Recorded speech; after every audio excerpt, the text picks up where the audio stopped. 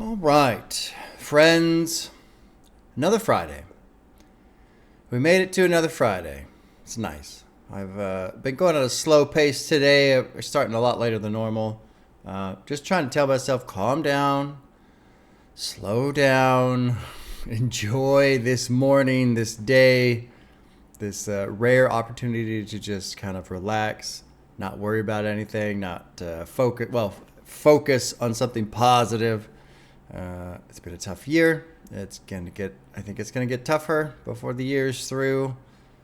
Primary concerns on my mind right now, decent chance, at least a chance. My wife's gonna have to go through chemo.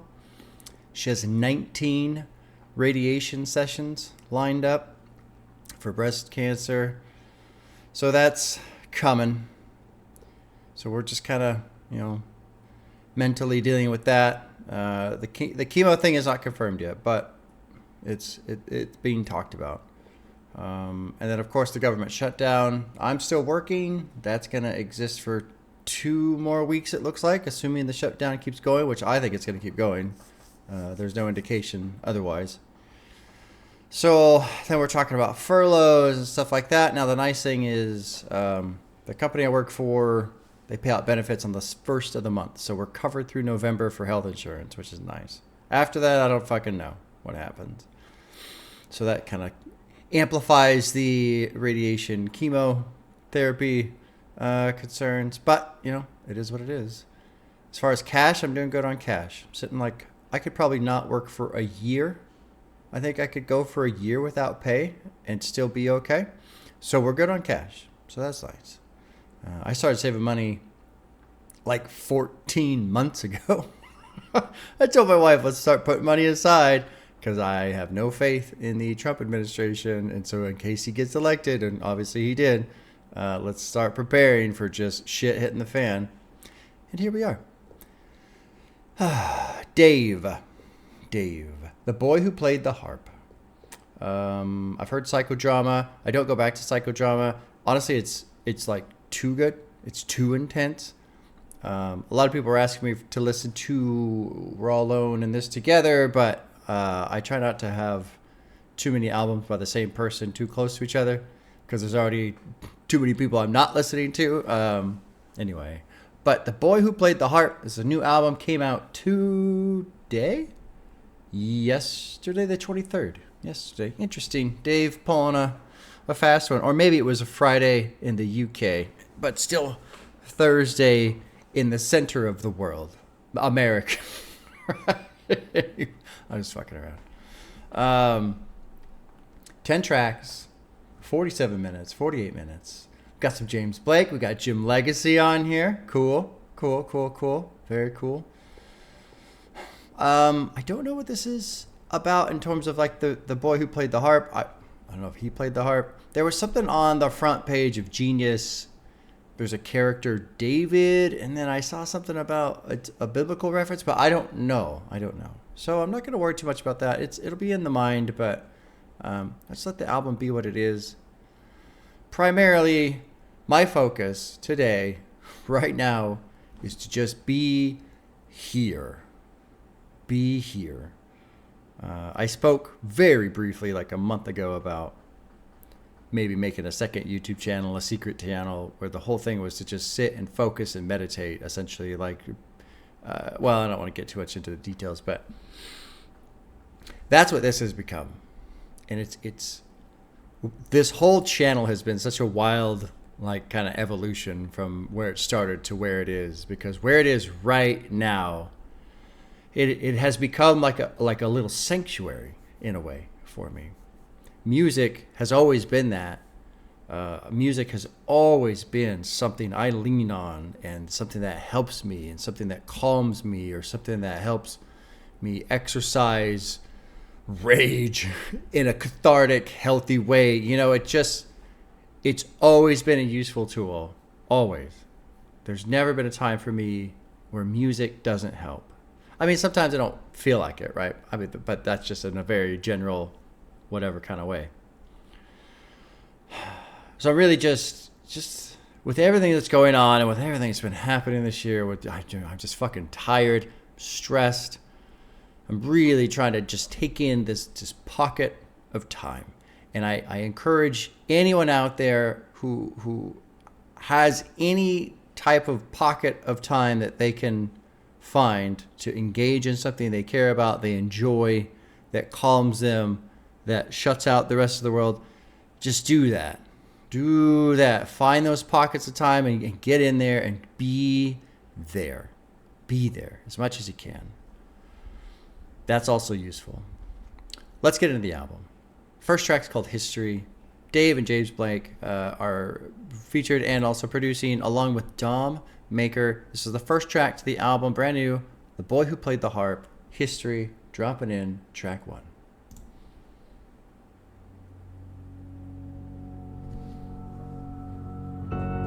This is God's plan, he said it to me. An angel either side of my bed in a dream, singing, you don't know where you're yet to achieve, and you're destined for some shit you would never believe. Now the garden same size as Adam and Eve's. I got trees, a forest, you better believe. For the bass and the treble, I treble the fee.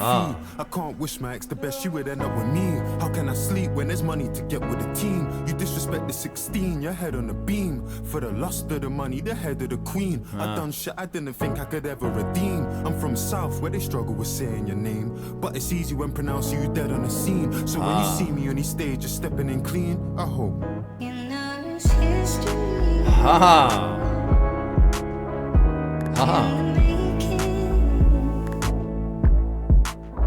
Oh, there's like this whop whop that just came through. That was bad.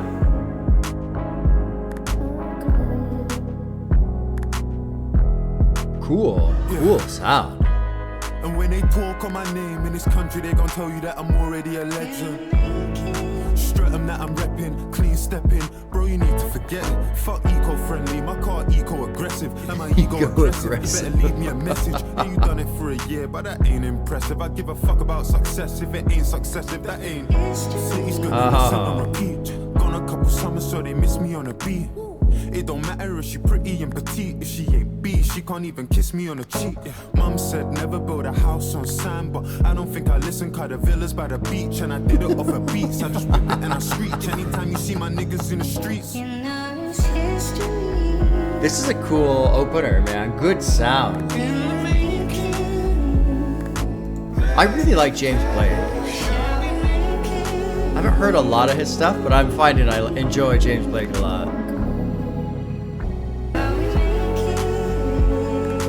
Good sound. Just feels good. Like just kind of in the soul. Don't be a hero, I ain't looking to hurt anyone. I got a clean one and I got a dirty one. I never see a man late to his own funeral, but I don't see a man show up early to one. I prefer the one that's slim, but I don't mind me the curvier one. Yeah, and I'm coming from the south of the river where the sky is black. If not for the history that we made, they wouldn't like rap. Niggas trying to water down our thing, it's time to fight back. For 70 hours I've been stepping with powers, and it's definitely ours. It's time. I like this section right here, man. A lot. Pepper. He borrowed a mill and I told him to pay me and never knew it was different from the moment we came in. And you can quote me cause I said it verbatim. The woman with me like a Renaissance painting, a Michelangelo's David. And anytime you mention me in a statement, you better know that it's yeah, dude. Hell yeah. Oh. Something else I forgot to mention at my opener. Went dirt biking last weekend, first weekend of the season. Got to ride with my dad and my son. That was great. Went down pretty hard Sunday. Went down pretty hard. I was going downhill, front end washed out, and fucking just went wham on my side. Got some bruised ribs going on. So laughing hurts a little bit. Coughing, sneezing really fucking hurts. I'm better. You know, Sunday night, Monday, Tuesday, I was fucking hurting pretty bad. I'm still hurting a little bit, but not too bad. Great opening track. Let's go through a little bit of lyrics here. I was going to say with James Blake, man, I feel like Bad Cameo last year, that album just kind of slipped under the radar. Great album. James Blake, Lil Yachty, great album. Really like that album. I put it on every now and then. I fucking like that one quite a bit. This is God's plan. He said it to me, an angel either side of my bed in a dream, singing, you don't know what you've yet to achieve, and you're destined for some shit you would never believe. And you know, this shit whether you believe in God or whatever, destiny, whatever, man, it's incredible what can happen if you just keep going.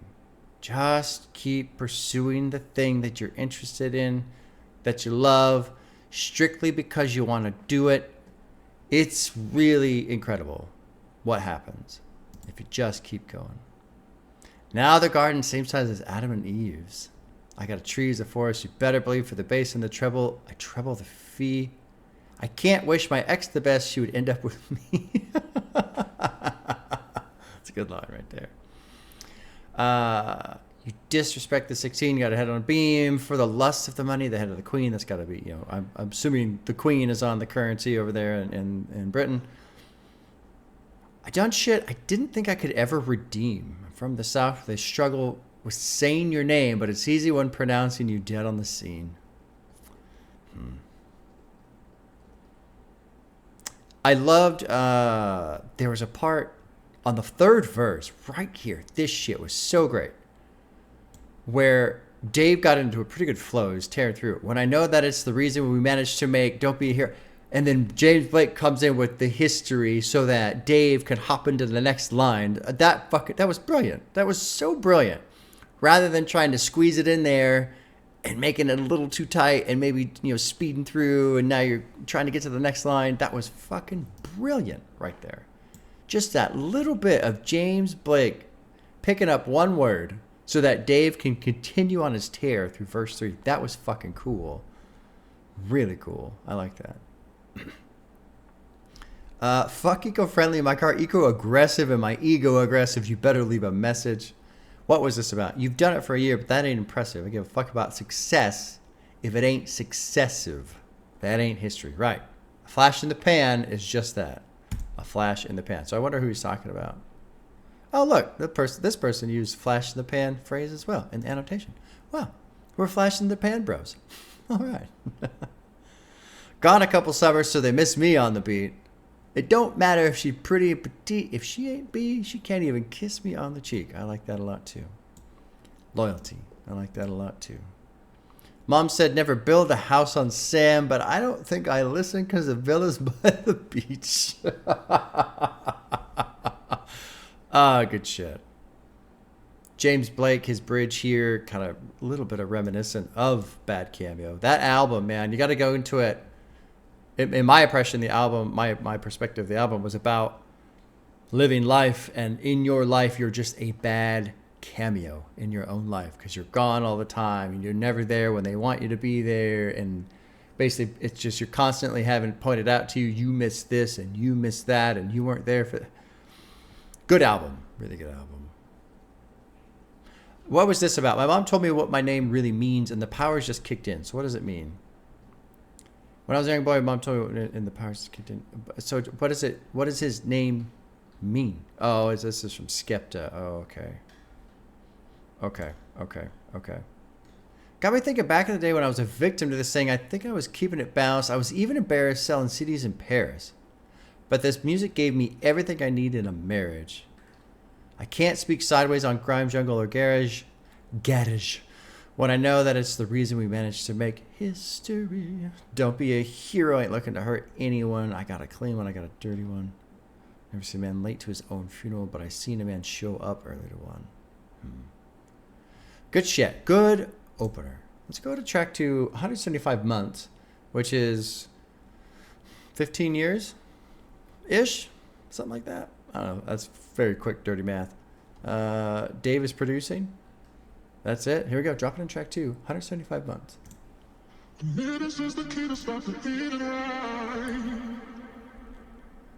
But I didn't want to eat that humble pie. Father, God forgive me. It's been a couple years or maybe more that I ain't prayed. Even longer, I ain't been to church, God, I'm ashamed. Embarrassed in my ways, but still I'm asking for your grace. Feel like I've been led astray by the drinking and the spirits that take me when I write. And the ladies of the night. Most people, they got demons, I got angels that I fight. Trying to save me from my plight. I pray I make it to the light. South London where we lie. Abdullah died at 16 and I still feel that same rage.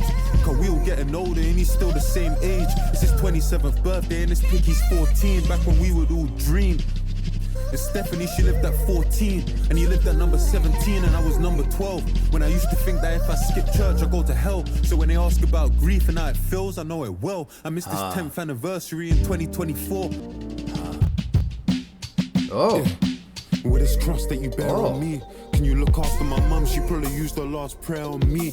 Can't let the devil in. There's repentance in the Bible, God remind my exodus. Feel like we was meant for this. HT production.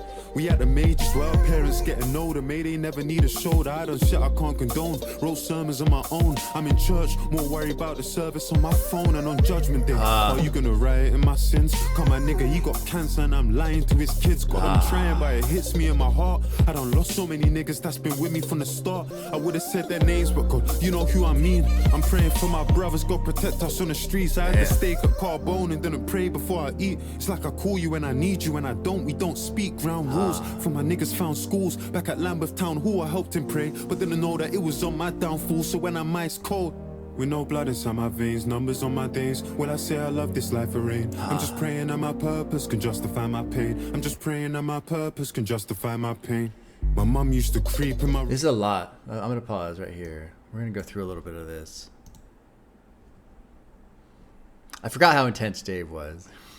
And look, there's no disrespect, but yeah, I don't put on psychodrama because it's a lot. To me, it's a lot like To Pimp a Butterfly. I don't put on To Pimp a Butterfly. It's too much. It's too much. It's a lot. It's a lot. It's an incredible album. Psychodrama also is an incredible album. This is already shaping up to be an incredible album, but it's a lot. I mean, it's incredible. It's very, very good, but man. Let's see. Do I really want to go line for line? I don't know. Most people, they've got demons. I got angels that I fight, trying to save you from my plight. I try to make it to the light, South London where we lie. So who are these people that passed away? We got Abdullah, we got Stephanie, and there's someone else as well. Dave reflects on his loss of his childhood friends, Abdullah and Stephanie. He reveals Abdullah passed away at the age of 16. Stephanie passed at 14. Dave makes mention of Abdullah's 27th birthday and recalls when they look back at pictures of him, he's still 14, frozen in time. Yeah.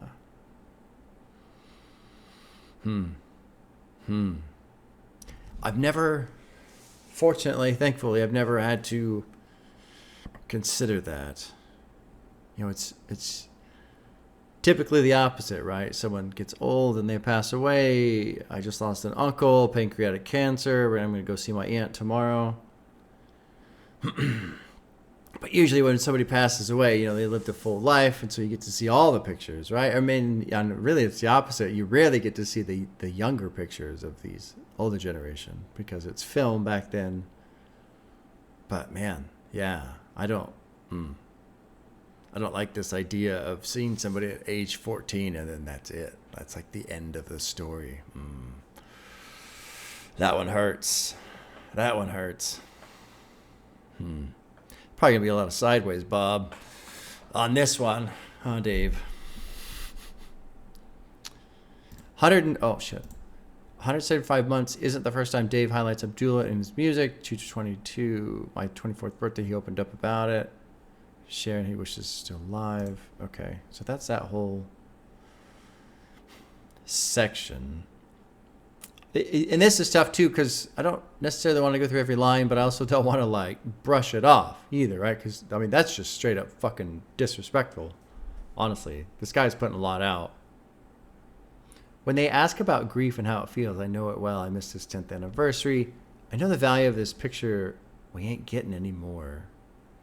Then I go and I get angry. God, like, why'd you take him for? He was just a baby. All these emotions that I'm feeling. It's the strength I pray for. For anyone that's with us that can vouch, I pray for. Pray that I feel less lonely in this house I prayed for. With this cross that you bear on me, can you look after my mom? She probably used her last prayer on me. Can't let the devil in. There's repentance in the Bible. God, remind my ex of this. Feel like we was meant for this. Move mountains and boulders. I forget what he said here. I almost made it out, but it's a question mark here on the lyrics. Our parents are getting older. May they never need a shoulder. I done shit I can't condone. Real sermons on my own. I'm in church, more worried about the service on my phone. What a great fucking line. That's a great line. And what a great way of really like creating like a snapshot example of hypocrisy. Of I'm in church because I need to be and I know that, but I'm not paying attention.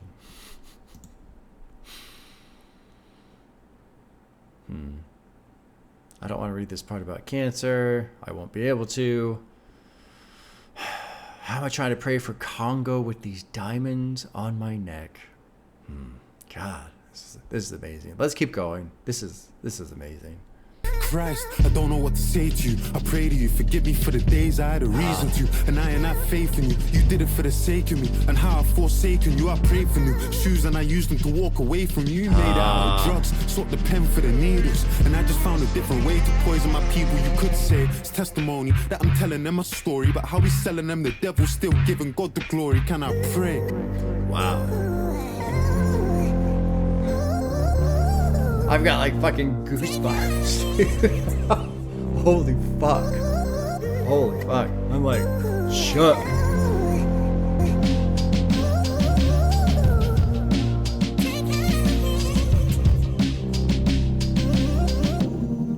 Damn. I really am enjoying the uniqueness of the production too. Like, there's something about the music that feeds into this.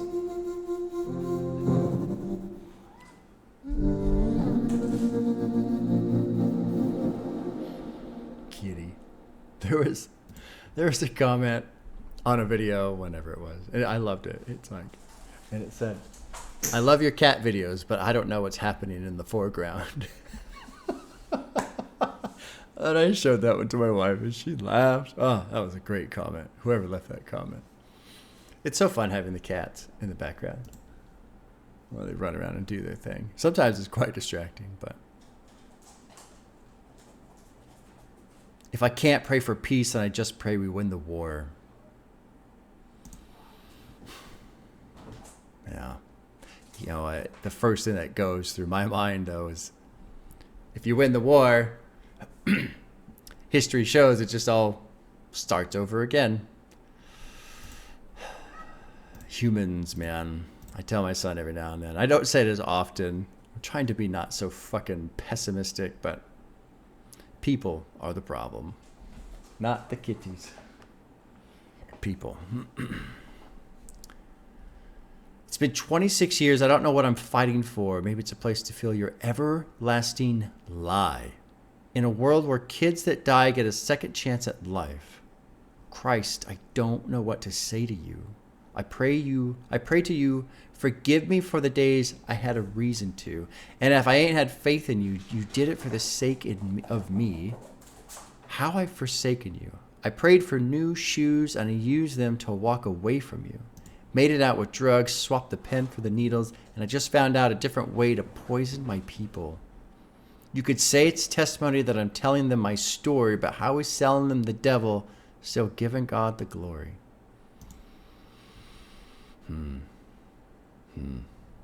Good shit, man. Well, let's see what comes next.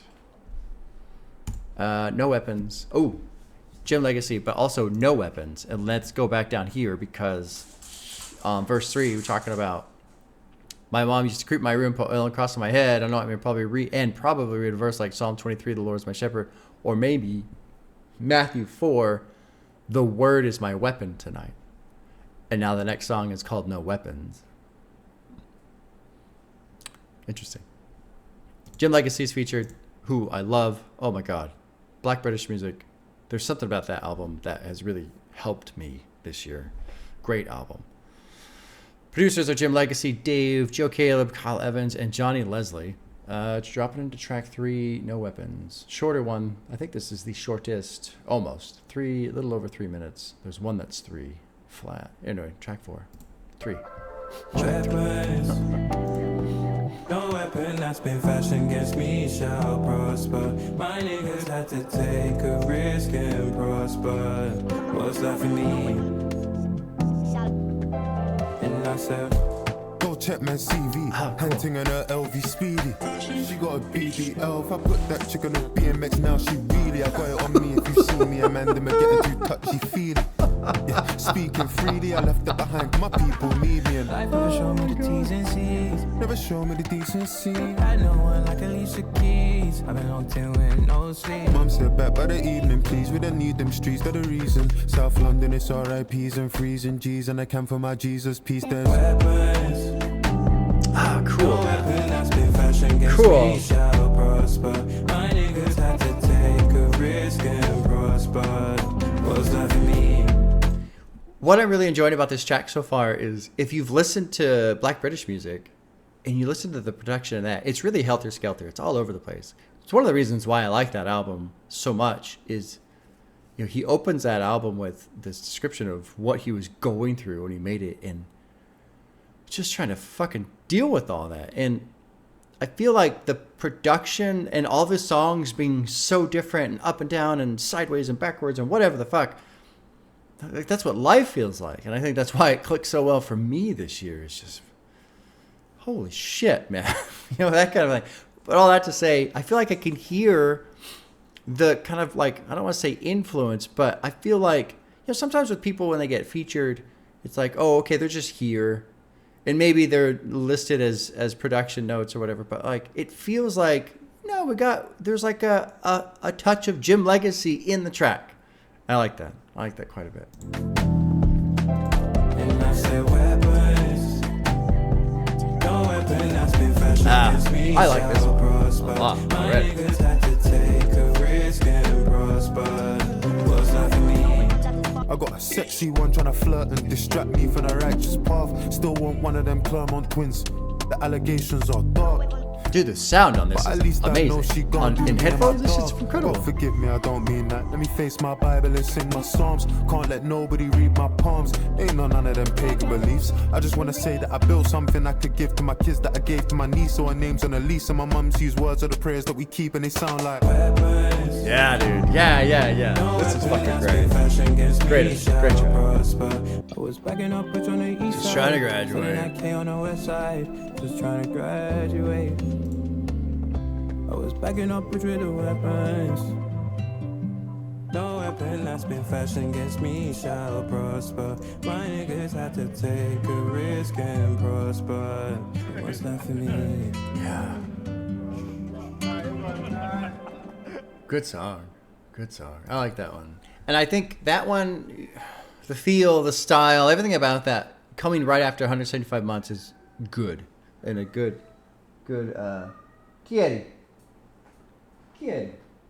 what's going on? So the gray one, Hippo. I don't know. Yeah. Oh, that's Voodoo. Oh, it's both of them. Is that both kitties? Oh, no, that's Voodoo. Anyway, the gray one really likes going in the garage. He really likes going into the garage. These are not outside cats or inside cats. Our last cat, we had kind of a bad experience with her because she liked being outside and we ended up just letting her be outside, but she got hurt a lot. She got mauled by a dog one time and her shoulder was all fucked up. And anyway, so the gray one, Hippo, will get very upset on days like today where it's morning time, and because we don't open the garage in the summer, it's too hot. And he knows this.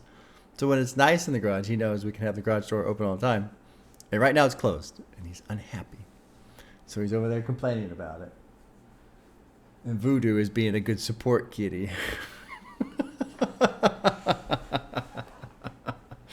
Oh, the cat. Anyway, this track being right after 174 months is great in terms of order, just because 175 months is pretty intense. And it looks like the next track's longer, so a little bit of breathing room for the listener, which is important. I think that's very important. Let's go through both verses by Jim Legacy and Dave here. Life never showed me the T's and the C's. I don't know what that means. Terms and conditions. Oh, yeah, sure. Never showed me the decency. Battle of one like Alicia Keys. I've been locked in with no sleep. Mom said, back by the evening, please. We don't need them streets. They're the reason South London is RIPs and 3s and Gs. And a can for my Jesus peas. No weapon that's been fashioned against me shall prosper. Is this biblical? I feel like it's got to be. And the annotation won't come up.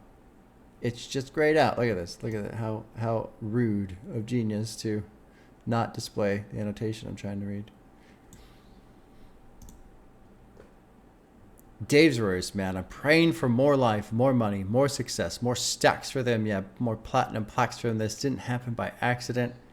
Any tongue that rises against me gonna fall, and that's why a man can't chat to them. Waiter talking about minimum spend. Rude boy, I'm trying to find out the maximum. Jot that down. Been there, so I can't pop that down. What you know about mom ain't got cash, so you got to go shopping in Lost and Found. He's probably talking about when he was a kid there. Slow down, rude boy. You don't know me. Cut through Southwest on a low key. Cordon's on my estate. We're doing carpool karaoke. That's the night host show or whatever fucking guy. I never watch him. I'm in the middle. I do enjoy some British comedy. I really enjoy 8 out of 10 Cats Do Countdown. I like that one. Would You Lie to Me is amazing. I like both those shows are great. I like those. I can't remember anybody's name. Oh, Sean Locke. Rest in peace to Sean Locke. Fucking love that guy. When Joe Wilkinson's reading that poem about naming people's penises in the train station and Sean Locke's over there fucking dying. I almost kind of literally. I think that's when he had cancer at that point. He's just pounding the desk. Please stop. Everyone's crying. Oh my God. That's such an epic moment. Anyway. I got a sexy one trying to flirt and distract me from the righteous path. Still want one of them Claremont twins. I don't know what that is. Some pretty dark allegations in the second line hints. Okay, all the annotation says is what the lyrics say, so there you go. God forgive me, I don't mean that. Let me face my Bible and sing my psalms. Can't let nobody read my palms. Ain't no one of them pagan beliefs. Oh no, ain't no none of them pagan beliefs. I just want to say that I built something I can give to my kids. That I gave to my niece. What did he give to his niece? Doesn't say. Sometimes I wonder, like, am I just wrong? Because I want to know, like, what he's specifically referencing, and typically the annotations are explaining the meaning. I want to know what he gave to his niece. What did Dave give to his niece? And there's no answer. Maybe I'm too nosy. I need to fucking mind my own business, huh? Yeah, okay, fine. Let's go track 4. Let's go chapter 16. Dave and Kano. So Kano's featured. I'm not familiar with Kano. We got James Blake producing with Dave. Track 4, chapter 16, 6.5 minutes. A little bit longer one here. Cool. I love James Blake, man. I like what he brings to the table musically. Wank you on the 52nd floor just to take the piss. And somehow we've had to deal with higher stakes than this. You're the reason that I take the risk. Had me on your tour team. I studied you since I was 14. I wanna know what life was like in your teens. We shared dreams. And even when we shared screens, I couldn't get no FaceTime. I got questions like, how'd you do it? Do you have regrets? Like, what's your life like? See, mine was like the sun setting. Pray the moonshine, it's the prohibition, no ignition. Ran for 2 parties, it's the coalition. Rum and Red Bull, like Max Verstappen, but the race is different, taste is different. It's adult dances in my pole positions. Young as dying, like they saved the game and could reload the mission. Wearing jewelry, heard they're plotting on me when I walk my ends in South London. Something you can't teach, straight on common sense. Eating healthy, can't we trust our guts more than we trust our friends? Many frauds. This game ain't for the throne and kings are checkable. It's to be a better you. Envy's inevitable. And please take pics with your friends, cause I'm telling you this industry attention will sever crews, and a sick turns to an addiction of the jealous Jews. Then they diss you again like you ain't fed them food. But if you whip colorins front of desperate youths, you Chris and a Benz, then the devil's due. Them's the rules.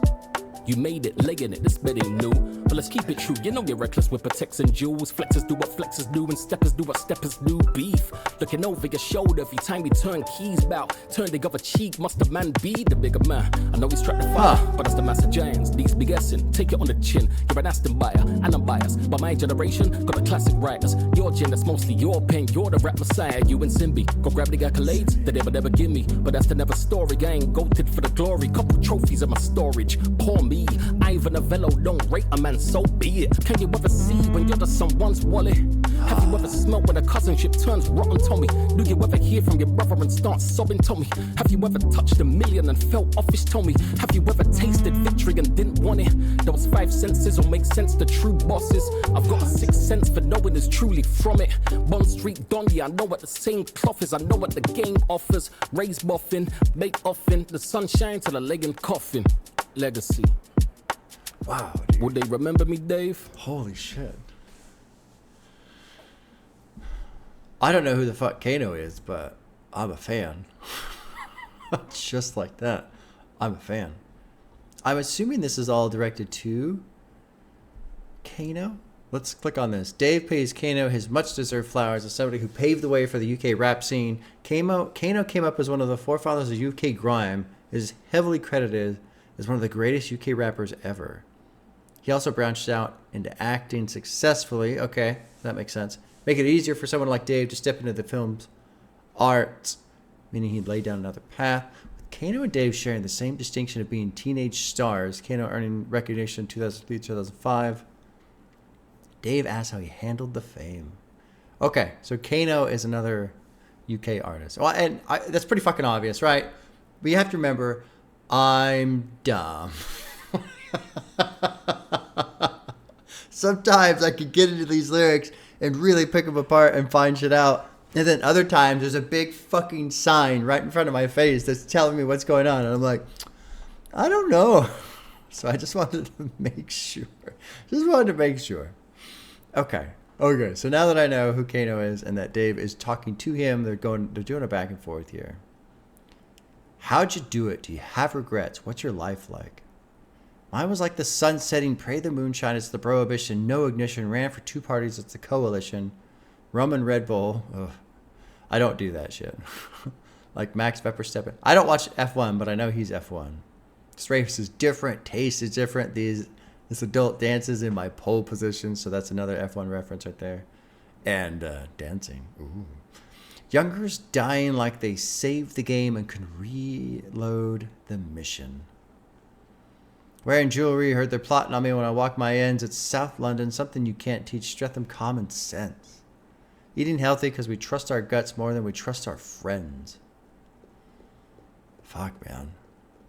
Many frauds, a lot of man fake, a lot of imitators. Take that shit to heart like defibrillate. I can never say defibrillate. That thing that you fucking resuscitate your heart with. You pass a little bit of electricity through the body there. A healthy amount of electricity. Mothers shed tears and don't sleep for days, weep for days, and killers celebrate with ID parades. What is an ID parade? When a murder is committed, police will do an ID parade in order to identify the culprits. Okay. Let's go through Kano's verse. This is my first time experiencing this person. We're going to give him the attention he deserves. You got a lot of years ahead of you. Some years are worse on you and some were better on you. If it's not positive, drop it. The streets residue. I like that. If it's not positive, drop it. I've kind of have done that in my own way with the channel even too. Like I'm not really doing reviews or additional thoughts anymore. There's more reasons to that. It's more just this year has been so fucking busy in my brain. I don't have the mental bandwidth to give the music the attention I feel is appropriate to then make a video to have additional, things to say. But also, I'm just not a fan of the current music discourse, and I don't really care if people like my opinion or not, and I don't really care to hear anybody else's opinion. Like, I just enjoy music, and so I'm just going to enjoy music and fuck the rest of it, Keep a piece of yourself when you're selling you. This game ain't for the throne, and kings are checkable. Oh, what a great fucking line. Kings are checkable. Obviously, a chess reference right there. It's to be a better you. Envy is inevitable. And please take pics with your friends because I'm telling you, this industry attention will sever crews and the sick turns to an addiction of the... I don't know if I'm allowed to say that anymore these days. So I'll just put the mouse over it here. You could see it on the screen. Till they diss you again like you ain't fed 'em food. But if you whip colonins in front of desperate youths, you christen a Benz, and the devils do. Them's the rules. You made it, lay in it. This bed ain't new. Brilliant. Brilliant line right there. This ain't new. And that is fucking right. It is not new. But let's keep it true. You know you're reckless with Paytex and jewels. I think that's a watch, right? Flexors do what flexors do, and steppers do what steppers do. Beef. Looking over your shoulder every time we turn keys. I love that line. I can like see it so clearly. You know, just kind of got your key and just kind of looking over real quick. You know, that kind of shit, man. About turn the other cheek. Must a man be the bigger man? I know we strapped the fire, but that's the mass of giants. Take it on the chin, you're an Aston buyer, and I'm biased, but my generation got the classic riders. Your gen, that's mostly your pain. You're the rap messiah. You and Simbi. I'm so glad that Little Sims gets referenced right here. Go grab the accolades that they would never give me. But that's another story. I ain't goated for the glory. A couple of trophies in my storage. Poor me. Who is Ivor Novello? Is yet to receive a Ivor Novello award. Oh, well, Dave has won 2. Okay. Oh, and Little Sims has won a couple as well. So that's just an award. I don't know. Maybe I'll never understand the award thing. I just don't give a fuck about awards. Who gives a fuck about these stupid... Go make music. Do it. Be proud of it. Hopefully it turns out good. Hope you get some fans. Hopefully it makes some money. Awards, fuck the awards. They don't... Fuck them. I was in 03 on the mic getting lordy. You think you would have flourished in my area at 140? What's 140? Oh, 140 beats per minute. Okay. I was thinking maybe a radio station. It's quick to break Jolliffe with you, swap knowledge, but sorry, I didn't make no time back at Troxy. I watched your sound check that day. I saw Promise. Then I came to your O2 show. I saw Polish. Love that little section right there.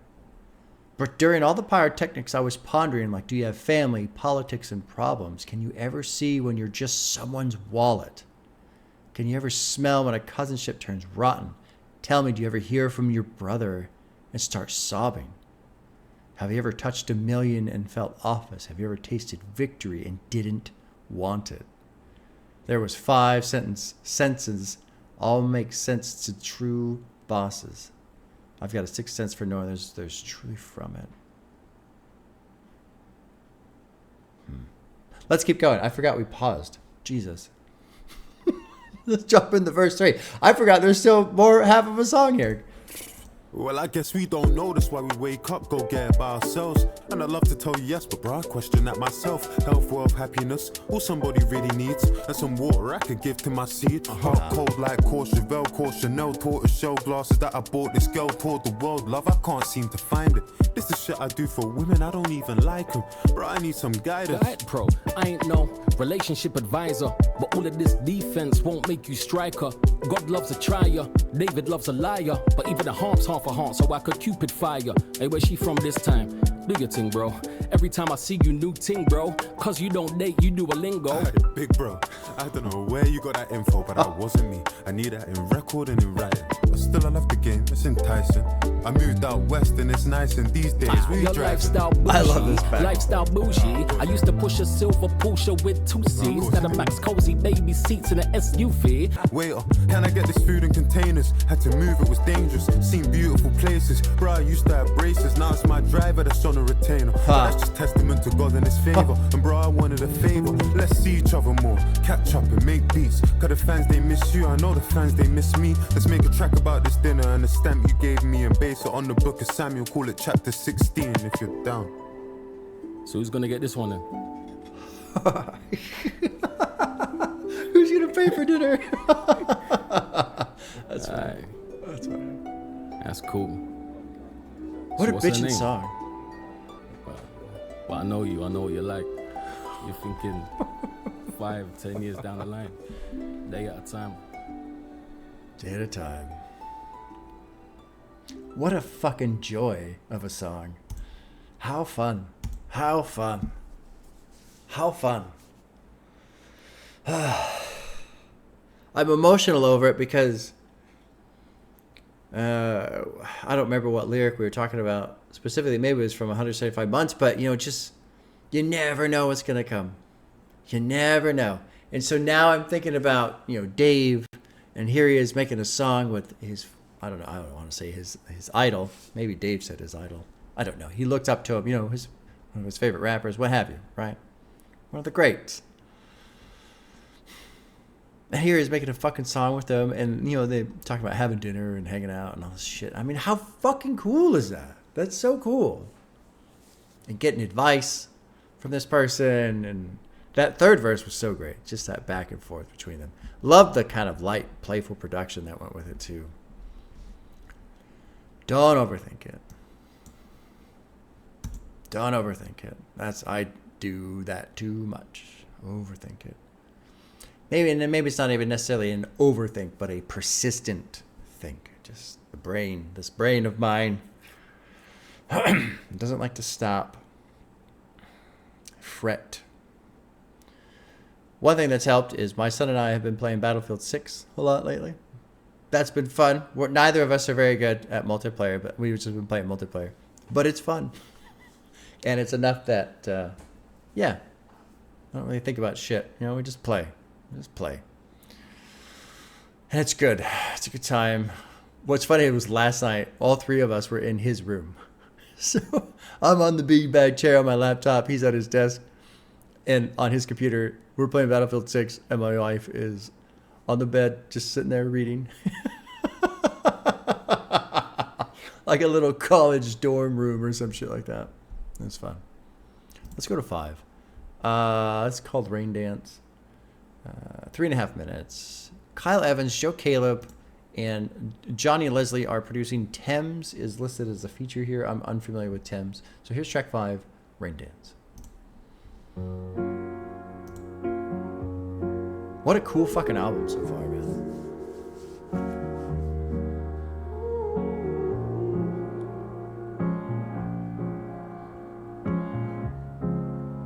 Really enjoying the piano already. Let's get the party started. See you at the bar, you was hardly talking. That's when I knew that your heart was scarring. Friends to lovers need a part to star in. Like, wait, babe, let me ask your pardon. This ain't Gucci, this is Prada, darling. If you want something, you can ask me, darling. And you started laughing, cause you think I'm joking. But looking in your eyes, that's the best thing. Bright lights giving you the red skin. Good build into in the a beat. bad mood when we stepped in. Girl, you checked out before we even checked in. On the phone, you gon' vent to your best friend, the one who gave me the lecture. But I ain't gon' sweat you, babe, I'm a lecture. Catch up with your boy, undress you, and let me tell you why I'm a blessing. The way my mind falling away in my heart. Yeah, man. You feel the same when you're with me. You know I'm all you need. Tell me why you're so in denial. Hold me close, don't tell me goodnight. Are you down and get me? Tell me when you're ready. I'm ready. We can get into it, and we can get intimate. The shower when you singing it, better than Beyonce. I like the sound of fiance. You know it's got a little ring to it. And really when I think of it, growing up I didn't ever see marriages. No Great weddings, no fucking wars, rhyme no scheme right carriages. there. I wanna do things different and change the narrative. God knows you are a wild child, beautiful child. I need your help. Looking like you come from the 90s by yourself. My mom's 61, and her favorite line to tell her son is sometimes she wished that she had a girl. I wanna take you back to a time, back to a trip. You had that white wine that I never got to sip, and dinner wasn't ruined cause you never got the pick. I know that everybody tell me that I'm sick cause The way my Great track. mind Great track. falling away in my heart. I know you feel the same when you're with me. 5'9", brown eyes, and it shimmy, shimmy, yeah, shimmy, shimmy, shimmy, yeah. 5'9", brown eyes, and she shimmy, shimmy, yeah, shimmy, shimmy, shimmy, yeah. 5'9", brown eyes. Yeah, that's a great one. That's a great one. What? This fucking line is the best. We can get into it or we can get intimate. You can the shower when you sing in it better than Beyonce. I like the sound of fiance. You know it's got a little ring to it. I mean, it's so great, so cheesy, so perfect. I just clever. It's everything. It's perfect. It's fucking perfect. That's perfect.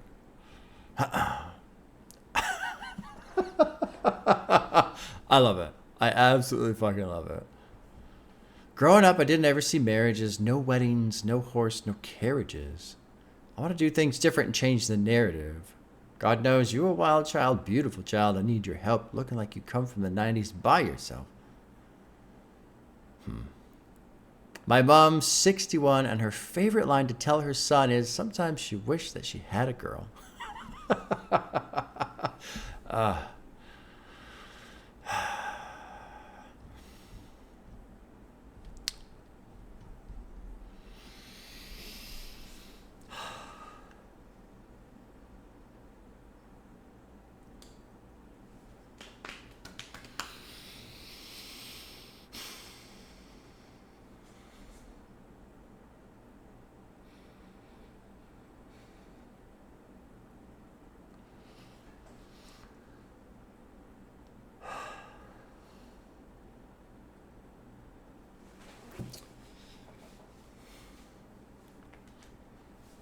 I'm just thinking about my wife. That's all.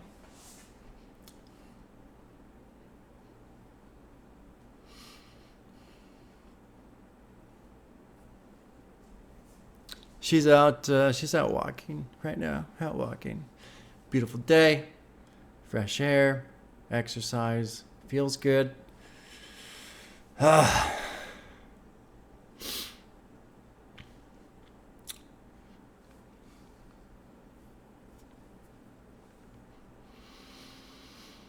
I kind of feel like, man, maybe I should have gone for a walk with her, but she likes.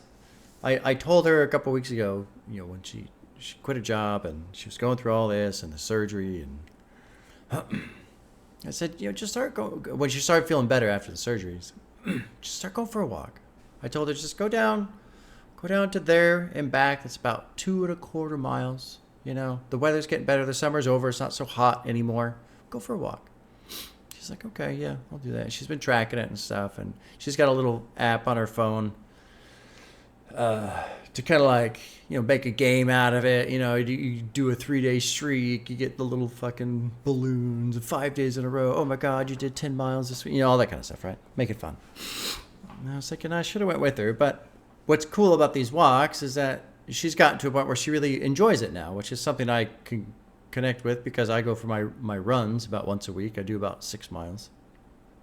And so even though there's a tinge of myself thinking, I should, spend time with her, go for a walk with her. No, that's good. That's a good, healthy thing for her. And, she is a big supporter of this. And like, this has been such a huge, phenomenal improvement to our quality of life. But man, I can't. This song makes me think of her. And then I get choked up again, even after I just got done getting over that a little bit. Anyway, beautiful song. Beautiful song. Let's go to 6. It's called Selfish. Dave, James Blake producing. Drop it into 6. Selfish.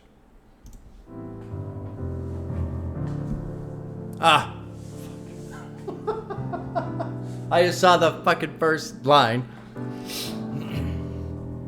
Alright, just relax. Just relax. What if I'm selfish? What if I'm the reason behind it? What if I'm overprotected with family because of how mine is? What if I'm jealous? Maybe that's what's making me nervous. What if my effort of pulling you closer, pushing you further? What if I'm selfish? What if the reason they call me the greatest is also the reason that me and you living on different pages? What if I'm too much? What if I settled and I didn't fight? What if my fear of doing it wrong's the reason I haven't been doing it right? What if I'm selfish? Maybe it's dark, maybe it's day, maybe it's too many nights in LA. Look at the house, it's sorry and still. All of the feelings we hid in the hills. Maybe it's you, maybe it's me, maybe the media or the provoking. Gave you my heart, I laid it bare. Funny you went and you poked it. What if it's better with me out of the way? What if it's better with me out of what if it's better with me out of the way? What if I'm poison? What if I'm cancer? What if I'm dangerous and I'm wild? Look in my eyes and seeing a child. I know to give is no love, but can you settle for a second and let go of your idea of heaven? I know it's a lot, but it might be all that I've got. I wanna throw myself in, snap off the mask. I wanna clone that sickness that I can't beat, I'm this low. And then I go mad. Reflection telling me I'm just like my dad. And this white woman telling me it ain't so bad. Middle of my sentence, she cut me off like, sorry David, we don't have any more time. The appointment till 4 and it's 3:55, bro. I feel like she wouldn't even care if I died. Man, I tried all this therapy shit. Man, I tried all this therapy shit, bro. I know, wouldn't even say I'm depressed, but I'm low in the Grove, the casino and Edgware Road. I've got too many sins to atone, and a voice in my head like, at this point where you should have been rich, like, at this point where you should have had kids, like, at this point should have built you a life, like, look around you, don't you feel you're behind, like, look around you, don't you feel you're behind, like, look around you, don't you feel like, Damn, dude. What if I never find love? Rapidly spiraling, tired and jaded, or what if I'm faded, or what if anxiety's growing inside me, that I might have left all my besties behind me, or what if I'm scared as I touch 27 that you don't appear in my idea of heaven, or what if I'm... Damn. What if I'm selfish? Damn, dude. Boy, Kato was right. Kato was right about Dave. Fucking overthinking it.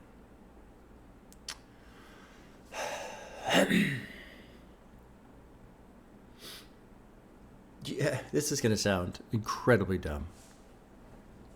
Dave, you need to buy a dirt bike, man. Now, why do I say that? What does dirt biking mean to me? What's happening when I go dirt biking? I'm away from work. I'm away from the internet. I'm away from home in a technical sense, but my son and my wife come with me and my dad's there. So that's home, right? And that I'm not away from home. I'm with the people that make home. I'm outside. I'm getting exercise. I'm focused. I'm challenging my fears. I'm challenging my limits, my abilities, learning, struggling. All in such a healthy way. I usually have a song bouncing through my head. And it's just freedom. It's release. It's clarity. It's calm. It's out of my fucking head. Sometimes, I actually was talking to my son about this not too long ago. I really struggled with this when I was in the Navy. And I was fucking, deployed. And I was away from my wife, who I was friends with since the 7th grade. And like the first person I really like truly trusted. And in terms of like outside family and stuff. And it was hard, man. And I would just really dwell in my own head, especially when you're on a aircraft carrier and you can't escape, you can't go anywhere, can't do anything. And I would just get so lost in my own head. And I started calling it the island. Just stuck on this island, this mental island. This is the island right here. This is it. This is the island. If you're going through this, and I mean, I said to Dave, right, but I'm talking to anybody, man. If you're going through this, if you have all these questions, all this shit, what if I'm poisoned? What if I'm cancerous? What if I'm dangerous? I'm wild. Look in my eyes. You see a child. What if he's broken? What if he's scared, ostracized, vilified? Peace is just an illusion. I live in confusion. You're stuck on the island, man. You're stuck in your head. You're stuck in your head. Now, there's nothing wrong with reflection and consideration and trying to improve and trying to be aware of flaws and all that kind of stuff. But, man, you can't turn that shit into a hamster wheel, because that hamster wheel never stops. There's no end to that. There's no end to self-improvement. There's no fixing every imperfection. There's no doing it so that I'll never make a mistake again. None of that shit is real. It's not real. You can't do it. You can't get to a finish line in order to become a complete person with no problems and no issues and no struggles and life is fucking perfect and I'm always happy and I'm content. It's impossible. It's not real. You can't pursue that. Well, you can pursue that, but you will run yourself into the ground. Straight into the fucking ground. You'll never get there. It doesn't exist. It's not real. You can't I don't even know what I'm gonna say. Like, to do that would essentially to stop existing. Essentially, I mean, like the human experience is all of these things, and so you get into James Blake trying to manage. Where he says something about I manage the symptoms forever. Yeah. That's all it is. Managing the symptoms, because these symptoms are from the problem, and the problem is that we're human. That's it. You can't fix that. I mean, unless you like upload your brain into some AI internet model, which is probably going to happen someday soon. People start doing that shit. I live in my computer now. Okay. You have fun with that. I'll be out in the desert away from all of you fuckers with my son and hopefully my dad still. He's 67. He still rides well. He crashed too last weekend. He kind of tumbled down the hill a little bit. He was okay. But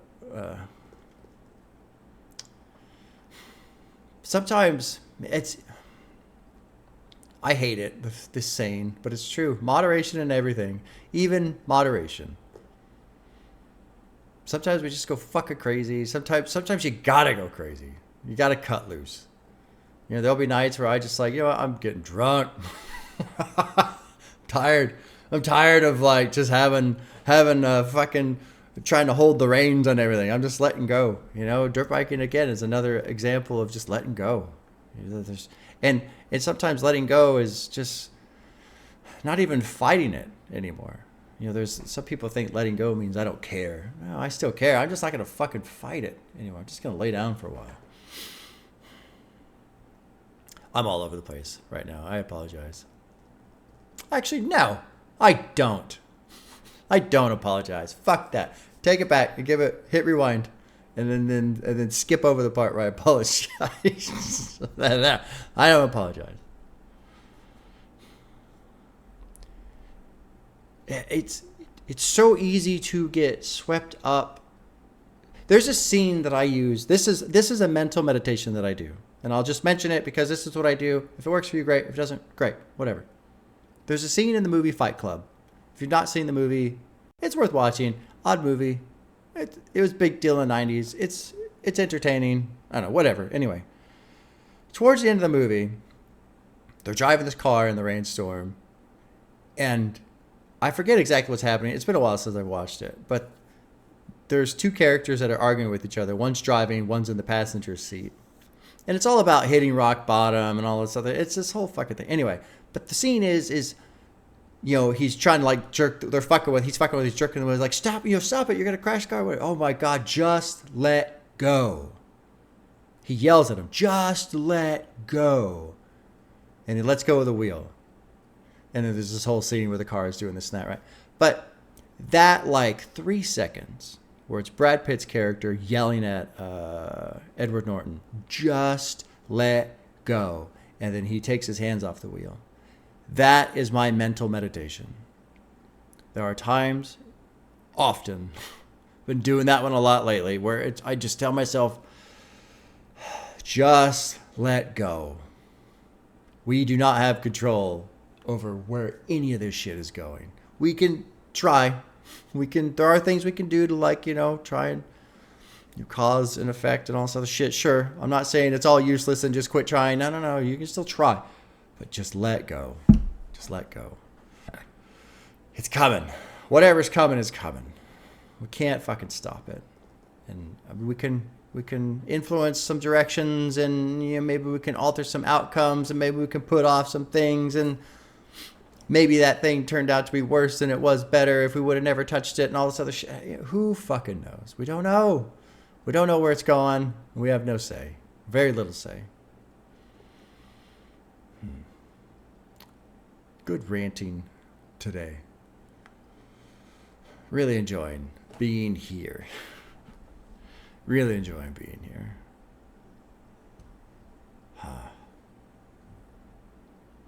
Okay, well, let's go. Let's move on. Track 7's my 27th birthday. Dave. We got Dave producing, Joe Caleb, Johnny Leslie. Let's drop into the longest track of the album, almost 8 minutes, my 27th birthday.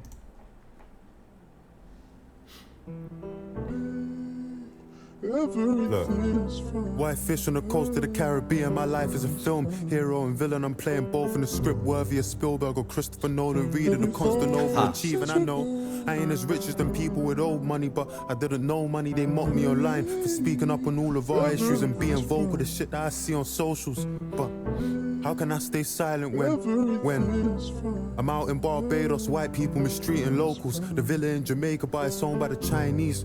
Head to the right beach and they're charging us 5 each. They say the Caribbean paradise, like why leave? But how can I be silent when there's blood on the pine trees? Most of us would sacrifice our soul for the right fees. Before I find love, I'm just praying I find peace. Before I find love, I'm just praying I find peace. You know what I believe. I don't know if I handled it. You know what's fascinating about this is the sample of everything's fine is essentially woven into the production. So he's saying all this shit, and in the background, everything's fine. Everything's fine. Everything's fine. And I am really curious as to the mechanism of that, like the intention. Is it the lie that we tell ourselves? Is it the lie he's telling himself? Is it the lie society tries to tell us? Is it all of those things? Who knows? But I'm noticing that, and it's pretty fucking well done. It's fuck Coca-Cola. Did I stop drinking Fanta as well? I can see the blood on the lyrics I write for myself. Okay. It's fuck Coca-Cola. Did I stop drinking Fanta? So Coca-Cola created Fanta, and I believe it was during World War II, so that they could essentially keep selling products to Germany during World War II. And so I didn't read the whole annotation, but it was talking about, I don't know. Well, let's read the annotation. Pro-Palestinian activists have launched a boycott against Coca-Cola as they have been accused of supporting Israel and the IDF economically. Okay, so there you go. But yeah, if you stop drinking Coca-Cola as a protest, a boycott, but continue to drink Fanta, you're just giving money to the same company. And Fanta was specific. I'm pretty sure, I might be wrong, double check this, I might be wrong, go ahead and fact check it. But I'm pretty sure Fanta was created by Coca-Cola during World War II so they could continue to sell in Germany or around that time frame without people being upset about it.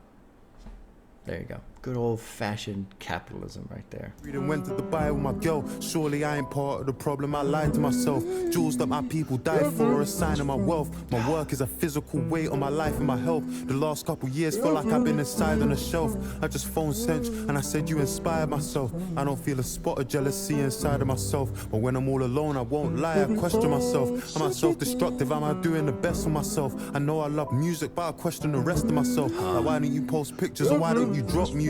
Or why not do something but sitting and stressing yourself? 10 years I've been in the game and I won't lie, it's getting difficult. This shit used to be spiritual. We don't need no commentators, we can leave that to the sports. Just listen to the music when you need somebody's thoughts. Some of it constructive, but the most of it is forced. And why we counting the numbers, how the music make you feel? I'm just being real. Fucking A. I'm gonna fucking mount that on the wall. We don't need no commentators. We could leave that to the sports. Just listen to the music. Why do you need somebody's thoughts? And some of it's constructive, but most of it's forced. And why are we counting the numbers? How the music make you feel? Oh, God. I mean, I understand the hypocrisy, the irony. I understand.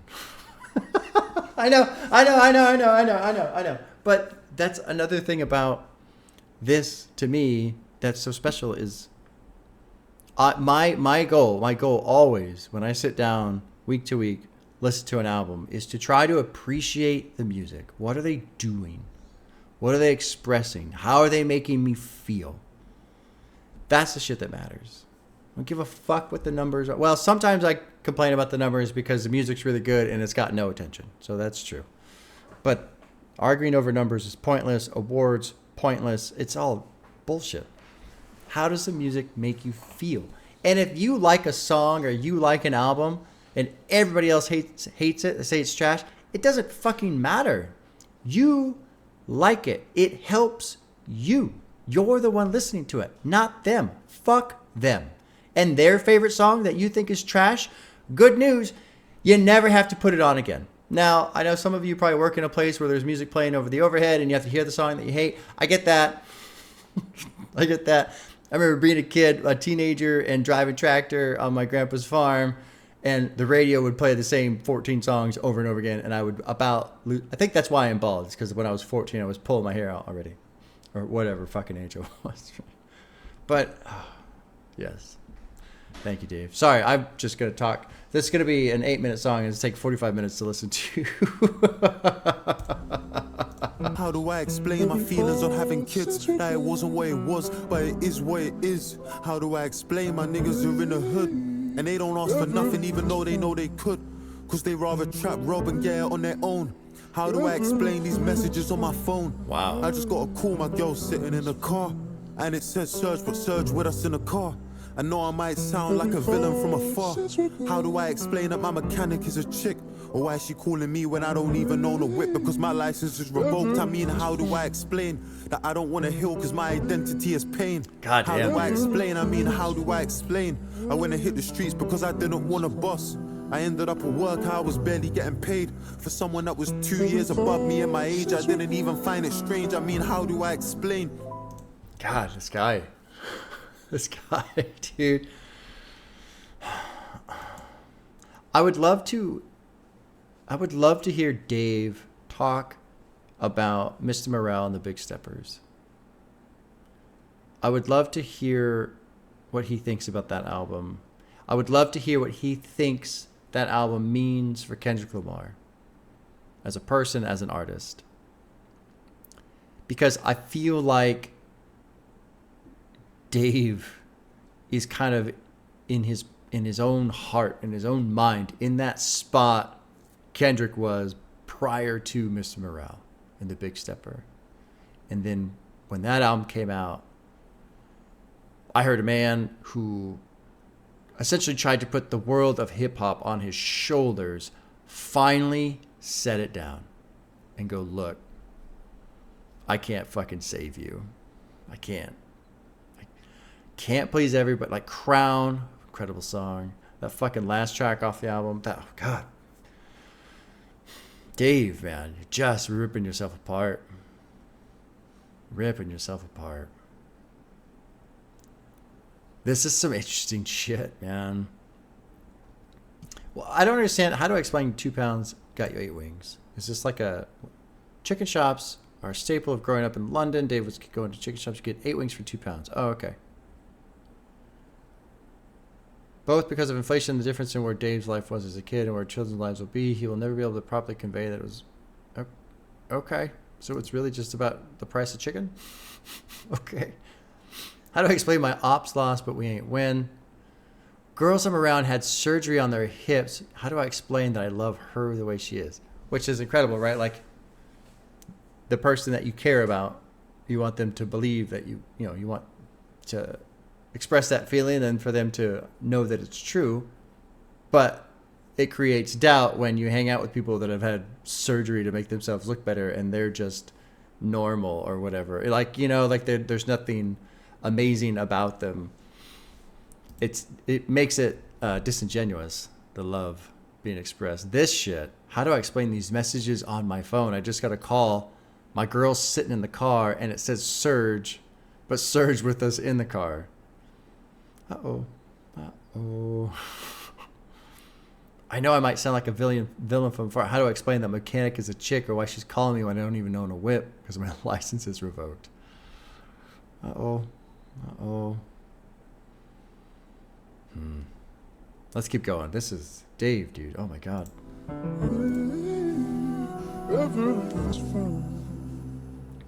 Everything's fine. Everything's fine. Yeah. 52 miles from Marseille, I'm in Miraval. 4 years, 17 days, I ain't been around. I can't lie, it even shocks me that I'm still around. I can't lie, it even shocks me how I'm living now. Staring at this Rachel Jones painting, I'm sitting down. The last thing I drew was a weapon, I'm living wild. Turned 27, but I feel like I'm still a child. In this house out in central London, I can barely afford. 6 months sober and I feel like I'm Dave again. Drinking all my pain and my sorrows away again. I got withdrawal symptoms, but they happen at ATMs. Next 2 years, I'll be looking at ATMs. Who's the best artist in the world? I'm saying Thames. Maybe James Blake or Jim on the day, depends. Let's Good see mentions. who quits now, we ain't getting paid again. Yeah. I'm just here drinking liquor by myself. Is my music just becoming a depiction of my wealth? Never trust a girl whose lock screen's a picture of herself. I had to learn that shit myself. Now I'm sitting by myself with no girl. Like shit, I really did this to myself. 27 and I'm terrified of living by myself, cause there's a kid inside myself I haven't healed. You wanna know the reason it's taken me 4 years? It's not cause I'm surrounded by yes men and sycophants. It's cause I'm with producers and people that give a damn. It's me who's gotta carry the pressure, I live with that. All I thought about is the song we could give the fans when I was out there getting stood up by artists I'm bigger than. I don't want no girls around when my nieces they visit, man. They might see the way that I'm living, I figured that.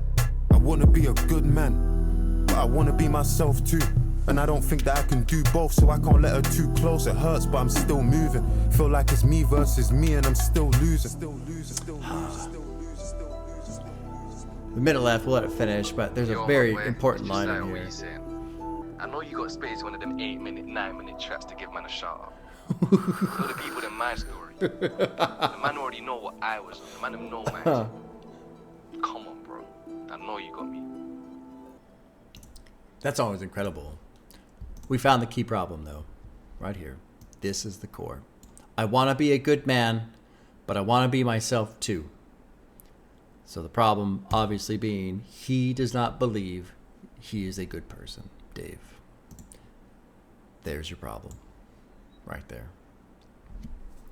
I don't know shit about the guy, but you don't need to know anything about anyone if this is what is coming out of them. If they honestly believe they are not a good person, that's step one.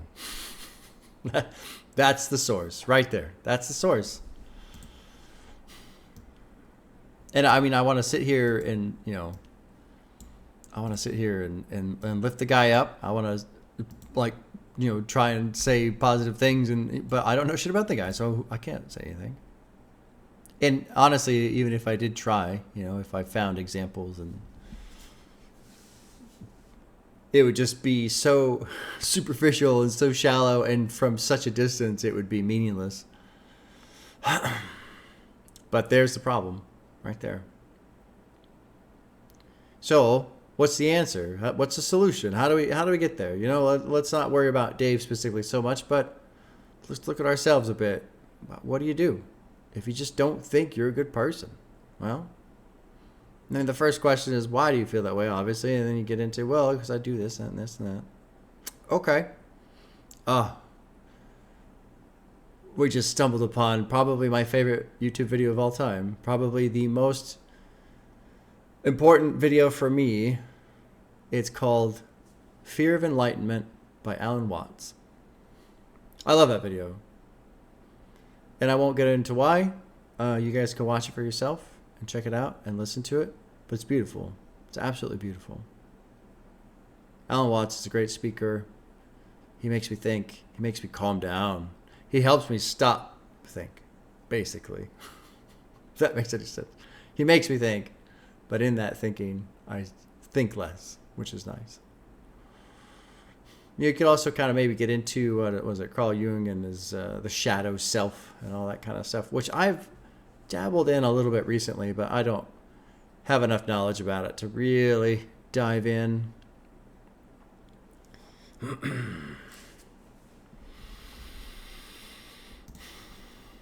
I think it's a good thing it's taken him so long to put out an album.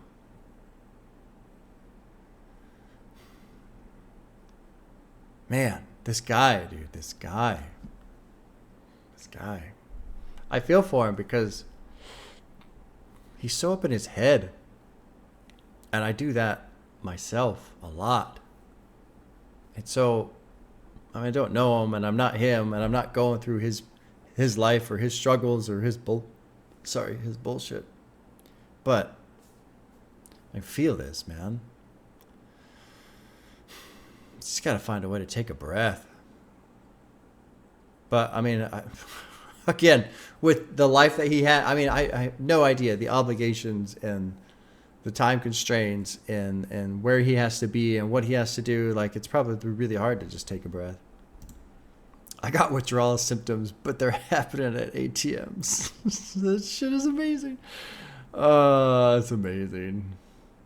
Who's the best artist in the world? I'm saying Thames, maybe James Blake, or Jim. On the day, depends. Great shout-outs right there. Love that. Is my music just becoming a depiction of my wealth? Never trust a girl whose lock screen is a picture of herself. Had to learn that shit myself. 27, and I'm terrified of living by myself because there's a kid inside myself I haven't healed, and me and him debate each other. I can't love myself. I'm made from two people that hate each other.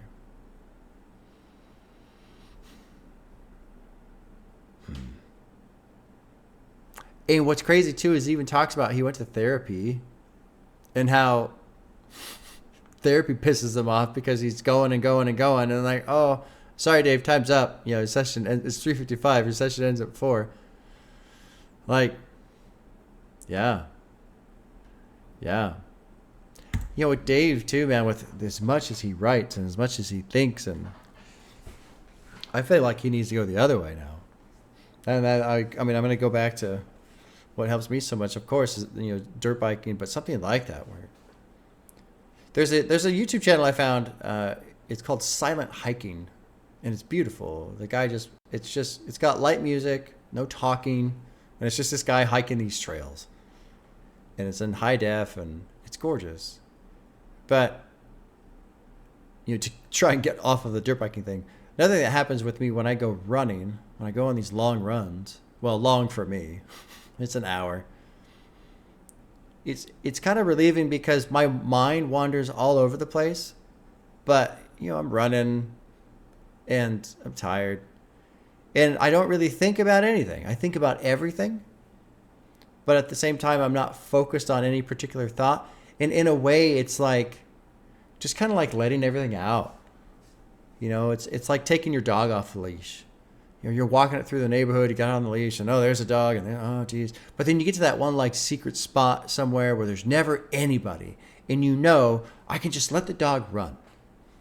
Just let him run, you know? It's a lot like that. Running for me, not in mentally. I feel like I just let my thoughts go. There's no one around. I don't have to worry about thinking a certain way or not thinking a certain way or prejudging or already have an idea in mind before I've even listened to the person. I can just let it all go. I can be mad if I want to. It doesn't fucking matter. Be happy, sad, whatever. I could think about ridiculous things. I could think about important things. It just doesn't matter. It's all decompressed. Take all this shit and just dump it all out. And then you just keep running and keep running. And by the time I get home, I'm tired. And it's just like, I feel good. I've exercised like mentally and physically. But I don't know what kind of like hobbies Dave has. Clearly he loves music. He says he loves music. And I mean, he's made some amazing music here. I've been talking all over it this morning. I apologize for that. I'm pretty talky today. No, I take it back again. That's 2 apologies. No, I'm not apologizing for that either. I don't know, I'm just enjoying this. But I feel like, bro, you gotta like just go do something. You don't think about anything. Go snowboarding or get away from people even. Get a mountain bike, you know. I was gonna say something stupid. I'm not gonna say it. You know, go fucking plant trees. I don't know. Just fucking go somewhere. Just kind of like disappear, and not for weeks at a time, but just for an afternoon, a couple hours. Just no phone, nothing. Just go. I mean, in a way, go touch grass.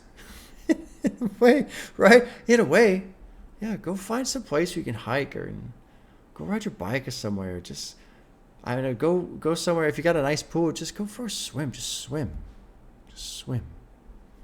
I don't know, man. Something. Go down to the shore. Something. Just get out of your head. And again, I'm saying this today, but I mean this to anybody who's just in this fucking mental rat race. You gotta get out of it somehow. Find a way to get out of it. Okay, let's move on. Next one's called Marvellous. It's 3 minutes. This is the shortest one. Joe Caleb, Kyle Evans are producing track 8, Marvellous. He feel marvelous. He robbed a man and he feel marvelous. Josiah, only 17, he got that dog in him. I used to see him at my church, it was just margin him. We know this kid for kicking ball and he was hard. He could have made a professional, had a trial, we told him you got a chance. My God, we said the streets ain't nothing nice, he said let's see. He's trying to take a trip and put that to the test. He's trying to turn 4.5 into a 9. Divide that shit into decimals, make it stretch. First time I ever met him, I said he's blessed. But if he can't even keep it real with himself, I'm not shocked if he's lying to me. Ask my young boy what he's trying to be. And he don't want a good girl, he want a hoe. He don't want a good job, he want a gun. And he don't want a kick ball, he want a bar. And he don't wanna make friends, he want a gang. Cause now he's in a Cali weed, grab a leaf, cocaine, Hennessy. Robberies, bank fraud, OT, enemies. He fuck with Aaliyah, fuck Lisa, Stephanie. And he got some cases we don't know if he can ever beat. And he look at us like we some people he can never be. We should've never made our youngest hold at 17. All I ever wanted was for you to be a better you. All I ever wanted was for you to be a better me. Fuck about salary, just started smoking celery. Started recreationally, but now they do it medically. It's weighing on me, that shit weighing on me heavily. I think about it regularly. Josiah's in the jailhouse, in penitentiary on charges that were meant for me. Facing them potentially, but he was just protecting me. Before you think to step to me, just know my youngin' next to me, and God knows. Beautiful production. Interesting song. You know, it's kind of sad. Intentional. But it, well...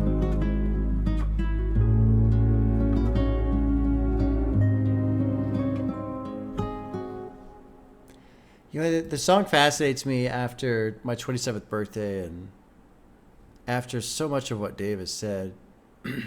And look, I agree with what Dave is saying here. You know, this friend who's kind of taken the wrong path and he's going to end up in a lot of trouble and drugs and law and prison and murder, whatever, right? Like what he's doing is not going to work out in the long run. But at the same time, that's what's so interesting about life is you can choose to do what the fuck you want to do. I mean, yeah, there's going to be consequences, but in a broad general sense, there's nothing in life that's going to stop you from making terrible decisions. And terrible decisions, well, you know, by definition, at least in terms of ourselves and our society and what have you, are not great. They're still decisions that lead to an experience. And some people are just drawn to these things. You know, some people really like drama. I am not a drama person. I don't like being around drama. I don't like being around gossip. I really don't give a fuck. I do my best to not hear what's happening in other people's lives because it's none of my business. Some people love that. Love that. And some people would say, you know, oh, that's wrong and that's bad. You shouldn't do that. Okay, maybe. Maybe. And there's going to be a lot of us, myself included, that's going to say, yeah, you know, if you're trying to get a hoe and you just want a gun and you want to bang and all this, that's not a good life. You're not going to have a good time. And I think, generally speaking, that's probably true. However, there are people who fucking love that. I mean, that was one thing I found very interesting with Ice-T when he was talking about Tupac, how he just loved hanging out with fucking gangbangers. He loved it. Like, he couldn't walk away from that shit. And I don't want to misquote Ice-T, but whatever interview that was that I was watching, I recall Ice-T basically having the opinion of that's why Tupac got shot, is because he was just fucking around with these guys, these people, this certain lifestyle. He couldn't walk away from it. Now, I don't know how true that is or not. You know, there's all this shit with fucking Diddy and what, who knows, right? Who knows? But the core thing being, some people are just drawn to that shit. And, you know, I think about guys like Ken Block. If you don't know who Ken Block is, he did a lot of rally car races and stunts and just awesome videos, right? He died doing it. Some people say it's a tragedy. Is it? Is it a tragedy to die doing the thing that you love? You know, something like rally car racing and stunts, a little bit easier to accept on a societal level, on a personal level, right? It's not destructive like fucking drugs and guns and violence and all that kind of stuff. But on a very basic level, isn't that kind of running in the same vein of I'm making these decisions and pursuing these things that I love because that's just what I'm into?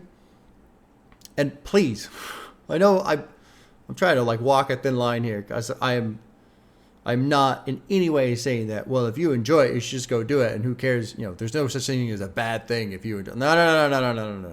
Don't go hurt people. Don't be destructive. You know, all that. Don't do any of that shit. But I'm just trying more to get to the core of a person and what makes them tick. Because Dave's over here just tearing himself apart. Just judge, jury, and executioner on his own self. And then it's fascinating to now have a song where he's looking at a friend of his who's trying to help out, you know, wants his friend to have a good life, which is great, true, appropriate, while his friend does all these things that he doesn't agree with. But I'm curious, you know, the way the song presents the friend doesn't necessarily feel too mixed up about it. You know? Like, it's bothering Dave, which is not a surprise. But it makes me very curious about how much does it bother the actual friend who's doing the thing that's bothering Dave. You know? I mean, it's possible that this person's making terrible decisions and not doing great things and just feels fucking great about it. Now, that in itself is not a great situation. And again, it doesn't make it okay. But isn't that interesting? That here Dave's out here living his life, tearing himself apart, torturing himself, trying to be a good person, and probably is a good person, and probably does make good decisions, and probably doesn't hurt people. While this other guy, we'll just say all hypothetically, is not being a great person. It just feels fucking fine. Isn't that interesting? If it's real, it's an interesting thought project or thought. What do they call it? Thought experiment. It makes me think of my cousin. We were driving down for my grandfather. There's this thing, and I don't get to spend much time with her, and it was just her and I, which is extremely rare. And we were talking about, got onto religion a little bit. And at that point in my life, I was being tortured by religion. I was trying very much to be a Christian, and I was having a hard time with it. And we were just talking about this, and I was just asking her what her thoughts were, what her beliefs were. And it wasn't a very long conversation. And at one point she said, you know, I just don't really ever think about it. In my fucking mind was like, like, that's impossible. How could you? And I was just like, oh my God, how amazing would that be? To just not ever think about it. It's just something you don't, like tennis. Do you know of tennis? Yeah, I know tennis. Do you watch tennis? No. You know anything about tennis? No, I just never really think about it. It's like tennis, you know? That was like a revelation to me at that point in my life. Anyway, again, my brain's all over the place. Not apologizing. Let's go to another song. It's called Fairchild. It's featuring Nicole Black, who I'm not familiar with. We got Dave, Joe Caleb, and Kyle Evans producing. This is track 9, Fairchild.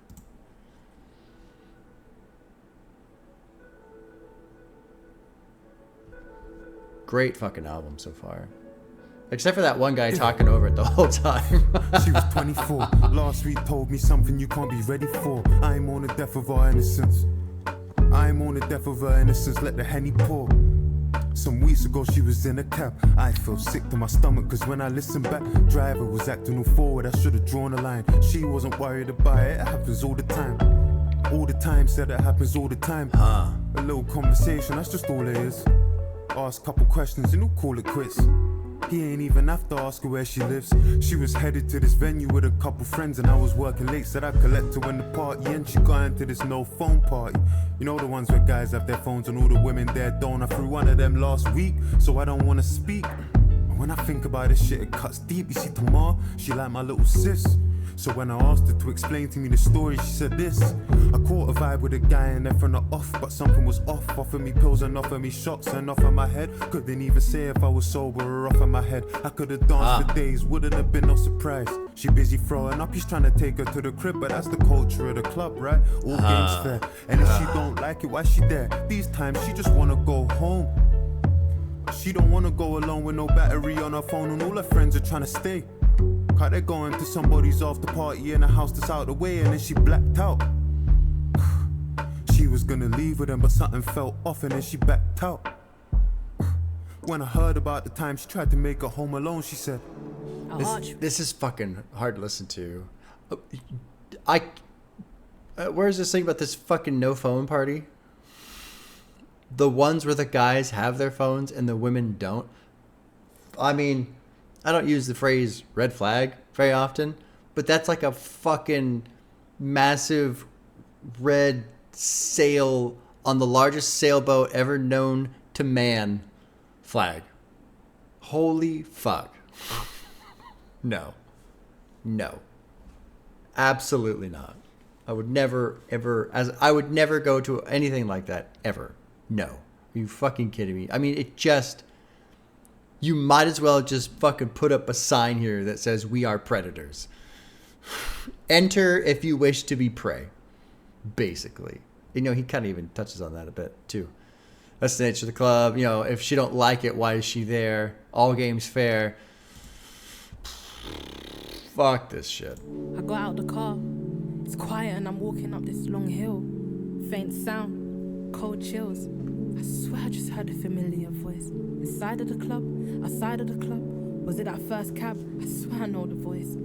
Think fast, that's my only choice. He's coming up, I hear him running up, accepting my fate.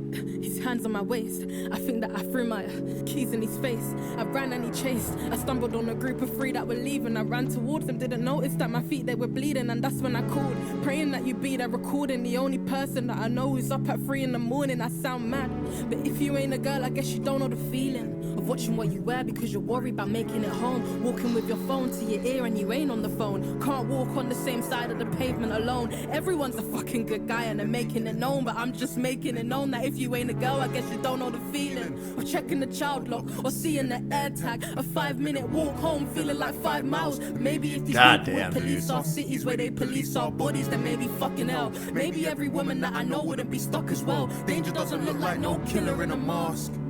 it looks like that flirty cab driver and guys that feel entitled because you're standing in a section. Short-tempered men, the ones that struggle with rejection. I knew a girl called. God damn, dude.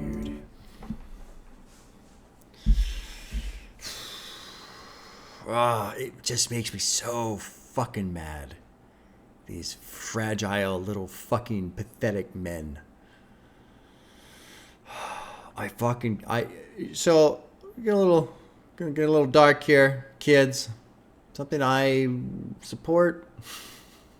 I'm for capital punishment in certain situations. And this is more of a hypothetical, like wave a magic wand type of scenario. Okay, so please keep that in mind. But like, if you have a situation where it is absolutely 100% clear, no doubt, no question, that man violently raped that girl, fucking kill him. Honestly, in my opinion. I know that's terrible, and it doesn't fix anything, and I know it makes me a bad person, and all the things. And Bob, you're canceled. Okay. Fuck rapists. Oh, god damn it, dude. Oh, no. The thing that, I mean, it's all disgusting to begin with, obviously, but the thing that really makes my blood fucking boil is that these broken human beings are turned on by the fight. Oh, God, man. I'm like mad now.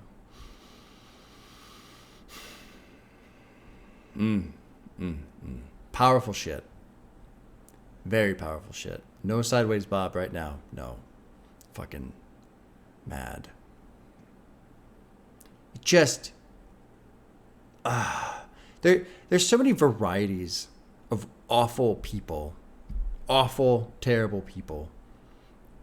And I feel like I'm oddly biased because there's people that like ruin the lives of hundreds of billions of other people because they have all the money and the power and the say, and they make a couple decisions, and now, a whole block or what, like just whatever, right? Like a school gets shut down, or now thousands of people lose their jobs, or whatever, like whatever, right? And of course, there's dictators that fucking kill their citizens, and there's countries that go to war and drop bombs. I mean, there's just all kinds of awful. But my God, do I hate these pathetic, awful, terrible men who run around thinking they can just do whatever the fuck they want to women. My God, dude. If I could just like line them up and hit them all with a big truck. That would be fun. Like how many rapists could I run over with a diesel truck before the truck gives out? Not before I would stop, because I wouldn't stop. I would just keep going. And just like, this truck really goes. Oh, shit, we stopped. Oh, okay. Well, let's try this truck and see. Like, this one's got a bigger engine, right? Yeah. Let's get bigger tires on it. And then, yeah, maybe, let's see. Like, I don't feel like I have a lot of hate in my heart, except for that. I have hate for that. God damn, dude. And the thing, too, is like, they're just... Well, it's not like I fucking know them, but these guys out there that just get so fucking butthurt because someone told them no. Whiny little bitch. And they're the same guy that will accuse everybody else of being a whiny little bitch. Like, no, you're the whiny little bitch. Someone told you no, and your fifis got all hurt over it. And now you're mad. And now you think you get to do what you want. Because you're a man. No, you're not. You're not. You're fucking broken. Is what you are. Anyway, we'll wrap this up. And it's been nice having a YouTube channel. I'm sure I'll catch a bunch of... I don't know. Who fucking knows? Nobody watches this shit anyway. It doesn't goddamn matter. This will come up like 15 years when I try to run for fucking supervisor of the post office, right? No, he's so terrible. then it'll come up. All right, let's finish this one out. Somebody just asked you on a date, it was your dentist. He just went downstairs and got your number from reception. Used to be nice, said I remind him of his little girl. 2 weeks later, he wants a sexual connection. Danger doesn't look like no killer in a mask. God damn. Who you even talking to? Women hunted down by the people they say reported to. Honestly, I wouldn't have the solitude or fortitude. Try and humanize you, she could be somebody's daughter you. As if that's the reason that them fellas shouldn't slaughter you. God forbid that they offend the people you're belonging to. Objectify you just the way I do in every song. Tomorrow's never wrong. Can't trust guys, she never lied. God damn. No men aside, femicide. Can't sit on the fence, that's hardly an option. You either part of the solution or part of the problem.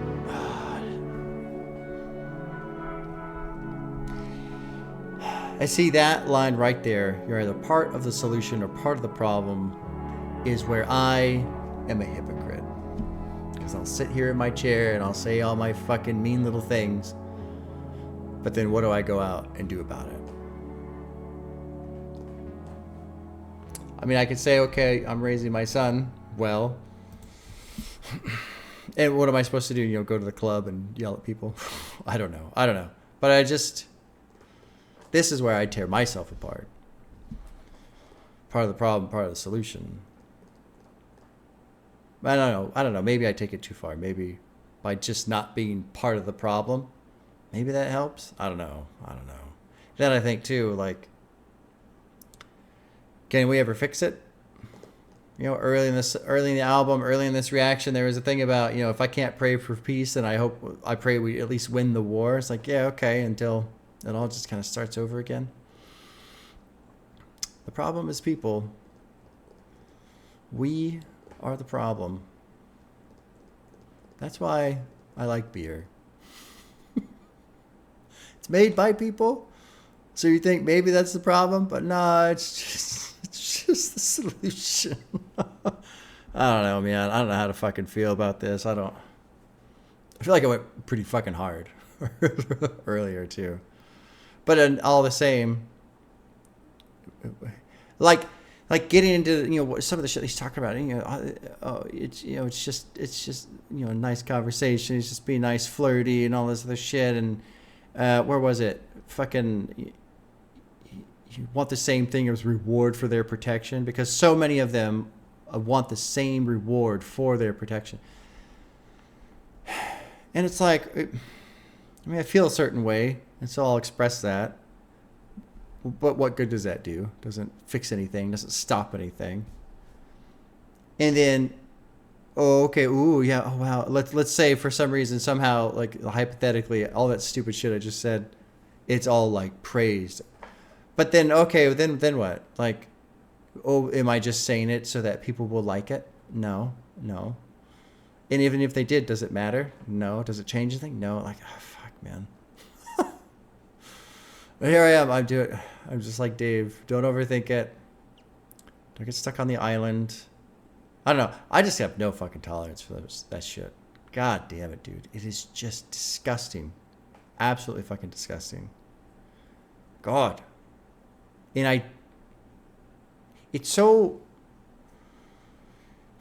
like, when you imagine war, I can't imagine killing somebody. I can't imagine driving a fucking tank around and, like, blowing up somebody's goddamn house or dropping bombs or gang violence. I can't imagine that. But I can imagine the feeling. I can imagine, like, with gang violence or something where it's like somebody just fucking killed my brother, my little brother, who's 11.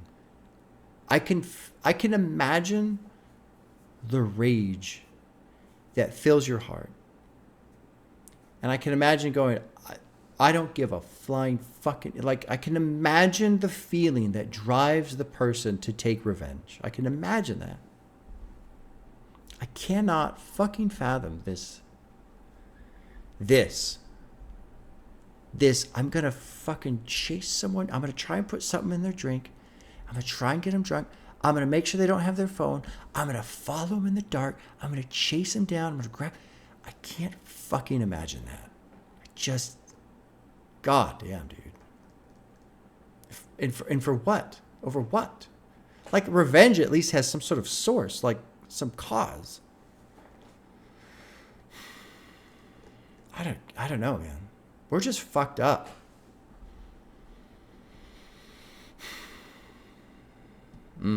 Let's finish this up. I got to get out of this. Like, we're kind of in a dark place. Let's get one last track. The boy who played the harp. The final track. I'm not going to put a heart next to Fairchild. It's an excellent song. It's like too well done. But it's not something I'm just going to sit down and listen to on a Friday afternoon, right? Put it on at the barbecue. Hey, y'all want to hear a banger of a song? Put that on and then put on Waterproof Mascara by Billy Woods. God. Fuck, man. I appreciate, honestly, I think and appreciate Dave for putting something like that out. As hard as it is, it's also that important. Anyway, okay, final track. Track 10. The boy who played the harp, Fraser Smith, is producing.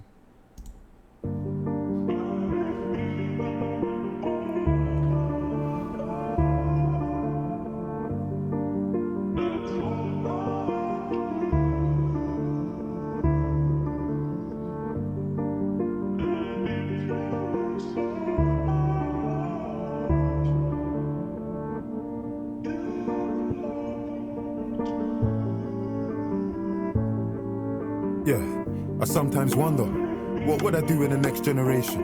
In 1940, if I was enlisted to fight for the nation, or in 1960, if I had to fight for the rights of my people and lay down my life on the line so my grandkids could live a life that's peaceful, would I be on that?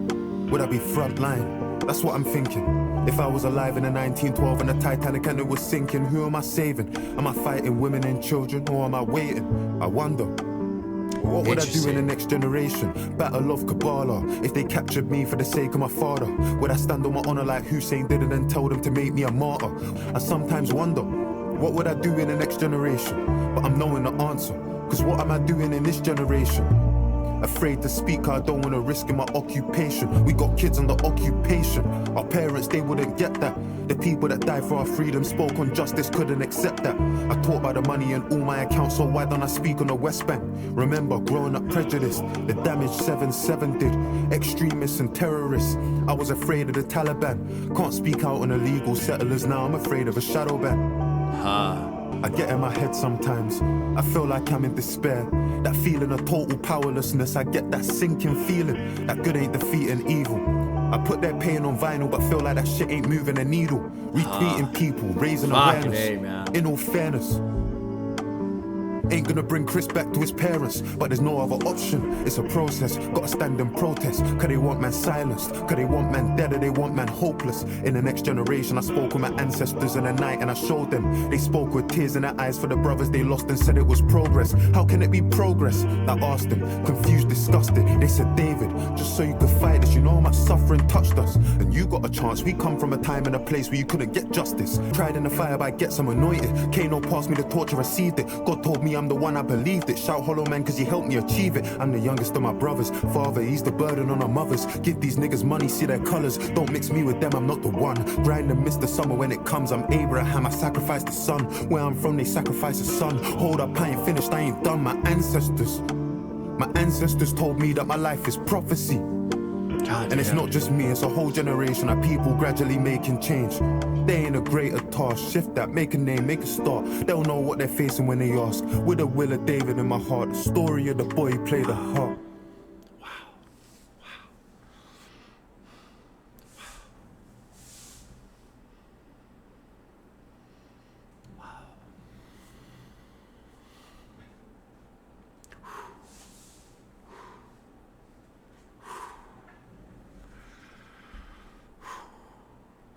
What a fucking end. Brilliant to cut it off like that. Just stop. You know what I said earlier, I was talking a little bit about To Pimp Butterfly earlier. It fucking stops with the will of David in my heart. Ooh.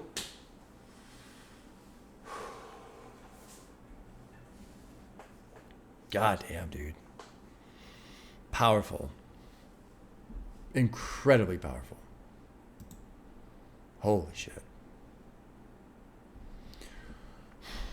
I'm like, well, actually, no. I thought my heart was like hurting. No, it's my fucking bruised ribs.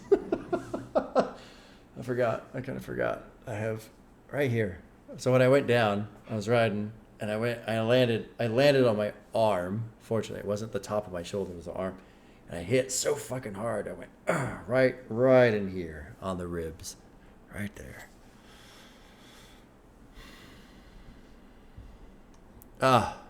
Fuck, Dave. That feeling of total powerlessness. I get that sinking feeling that good ain't defeating evil. I put that pain on vinyl, but feel like that shit ain't moving the needle. Retreating people, raising awareness, and all fairness ain't gonna bring Chris back to his parents. But there's no other option. It's a process. And I believe this too. This is the struggle. And, you know, I fucking back to Pimp a Butterfly again. I think my favorite video today is my additional thoughts on Pimp a Butterfly. The last 15 minutes. I actually put a timestamp.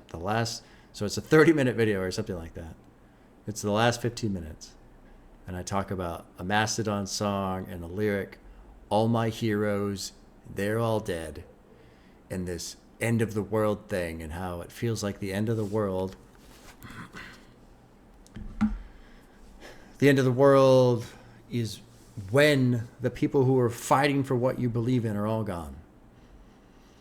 It's not that the world itself is destroyed. It's just everything that you are fighting for is gone.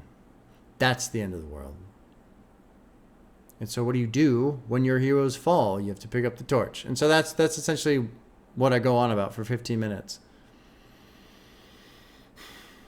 And sometimes it feels like you pick up the torch and you carry it and nobody follows. It feels that way. Sometimes. But I get some messages from people sometimes that are very helpful, comforting. Thanks for doing what you do, Bob. And it's nice because, I mean, obviously it's nice for the obvious, the surface level stuff, but sometimes I have days like this where I just fucking go on and on and on and on and on. Like a bumbling fool sometimes, I feel like. But it can help. You know, and that's something I really do believe in. I'll sit here and say I struggle with this and I struggle with that, and it's all true. I struggle with a lot of different things about how useful anything is. But I do believe 100% it is useful to just put it out there. Because there are things that we do that ripple out, and sometimes it just hits someone else at a certain time, at a certain place when they need it the most, and it helps. And it helps. And going back to, you know, you're either part of the solution or you're part of the problem. You're putting good vibes out there. You're putting something positive out there, something healthy, something to help people go. Keep moving forward. Keep trying. Keep finding another way. Keep fighting. Vince Staples, keep praying. Dark Times, man, that album is so good. Keep praying. It's a process. You can't quit. You can't quit. You can't let the torch burn out. You can't let it lay down. You got to keep going, whether it feels like it matters or not. Got to stand and protest because they want man silenced, because they want man dead, or they want man hopeless. In the next generation, I spoke with my ancestors in the night, and I showed them. They spoke with tears in their eyes for the brothers they lost and said it was progress. How can it be progress, I asked, confused, disgusted. They said, David, just so you can fight this, you know how much we suffer and how much suffering touched us. You got a chance. We'd come from a time and a place where you couldn't get justice. Had to find peace in the fact that we all answer to the one we trust in. And in our generation, we did do peaceful protests just like you. Burnt buildings just like you. Did boycotts just like you. Sat in a hostel powerless. Did feel powerless just like you. And I know that it may sound strange, but we made some change and we're just like you. And I know that you question your character. I know that you suffer in silence. I know that it don't feel right when you go to the club in Victoria Island. Because how can you dance in the club? There's 100 people begging outside it.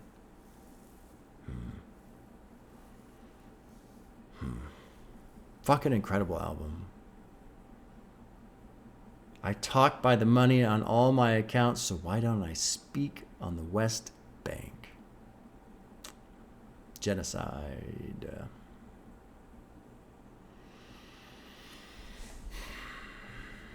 God, this album. Each track is its own life, its own experience. This song is incredible. 1940.